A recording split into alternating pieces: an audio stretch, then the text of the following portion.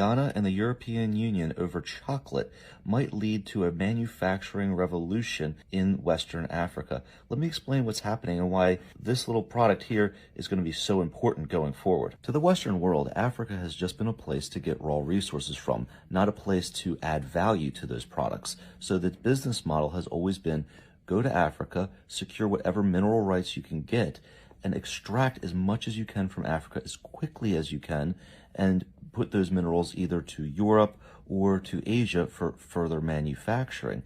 But they got a little bit greedy this time, and they may have pushed the Africans too far. So here's the backstory. Ghana, along with Cote d'Ivoire, produces over 2/3 of the world's supply of raw cocoa, and 80% of that raw cocoa is purchased by the European Union, where they manufacture it and turn it into chocolate, which is then sold throughout the world.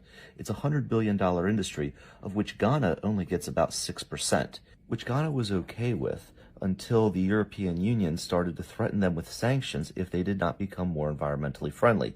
Ghana asked the European Union what they had to do to be more environmentally friendly, and one of the suggestions that was made was that Ghana could purchase carbon credits.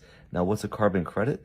That's essentially paying someone to not pollute. So what the European Union said to Ghana was, if you pay us not to pollute, we will overlook you not being environmentally sustainable. As you can imagine, this ticked off their government quite a bit. So the president of Ghana wanted to get in front of this issue and not have leverage over him, and he made a bold proclamation that Ghana would not sell cocoa in the same way they had been selling it to their Western trading partners. Instead, over 50% of the cocoa would be processed right in Ghana.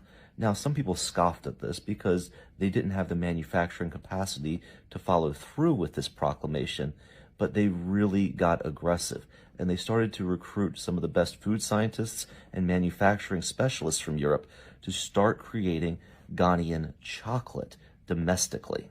And in a power play straight out of a business negotiation handbook, Cote d'Ivoire and Ghana both boycotted the Brussels Cocoa Conference this year, showing that they were going to be very serious about declaring their independence from European chocolate manufacturers. If Ghana and Cote d'Ivoire are successful in standing up for themselves against the European Union in this trade conflict, I think this has broad implications to the manufacturing industry across all of West Africa. I believe that we're going to see a lot more factories and a lot more manufacturing done domestically in Western Africa, not simply having the resources shipped to another part of the world to then have the value added. And that makes sense, right? Why would you ship your timber, your cocoa, or any of your resources overseas when you can create a lot more jobs and make a lot more money creating it right in your own backyard? That's why I'm telling my clients to change their mindset on West Africa. Don't think of West Africa as a place just to get resources out of. Think about this as one of the greatest emerging manufacturing markets that's in the world today.